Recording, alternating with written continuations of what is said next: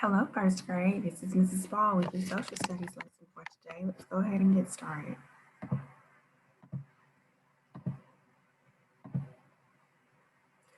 Our standard is SS 1.4, identify contributions of diverse significant figures that influence the local community and state in the past and present.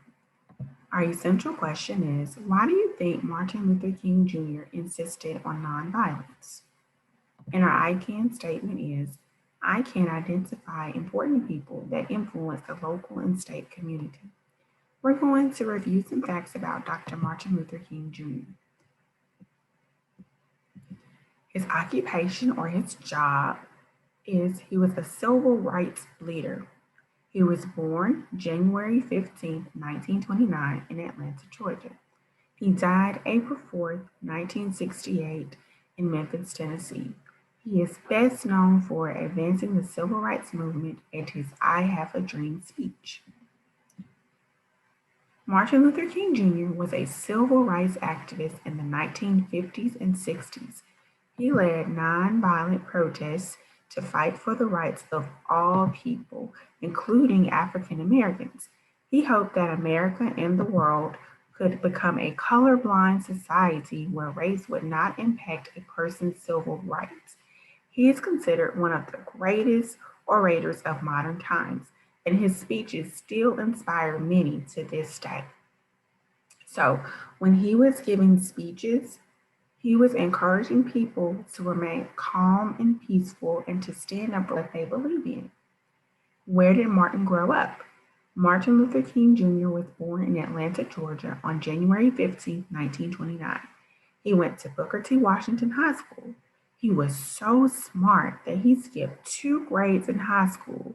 He started his college education at Morehouse College at the young age of 15.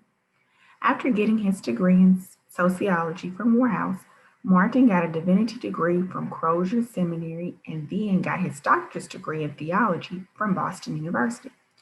Martin's dad was a preacher, which inspired Martin to pursue the ministry. He had a younger brother and an older sister. In 1953, he married Coretta Scott. Later, they would have 4 children, including Yolanda, Martin, Dexter, and Bernice. How did he get involved in civil rights? In his first major civil rights action, Martin Luther King Jr. led the Montgomery bus boycott. And that happened right here where we live in Montgomery, Alabama. This started when Rosa Parks refused to give up her seat on a bus to a white man.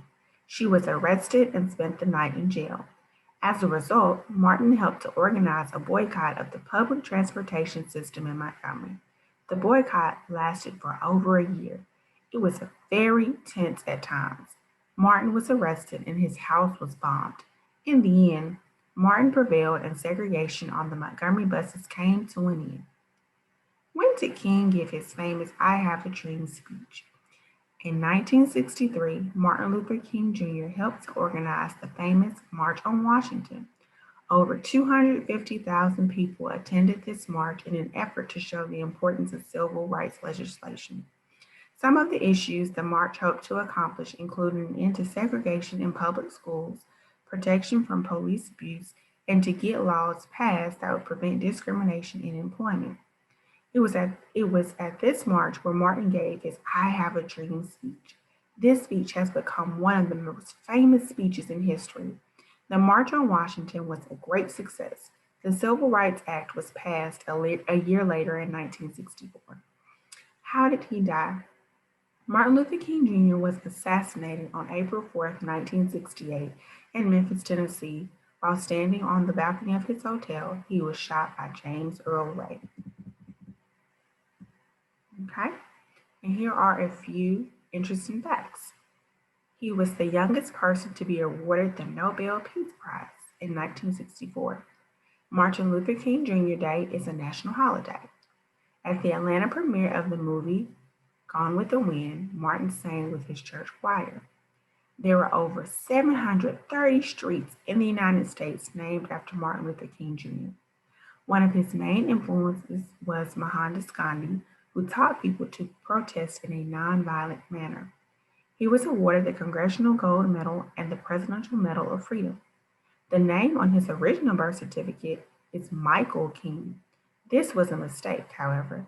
He was supposed to be named after his father, who was named for Martin Luther, the leader of the Christian Reformation movement.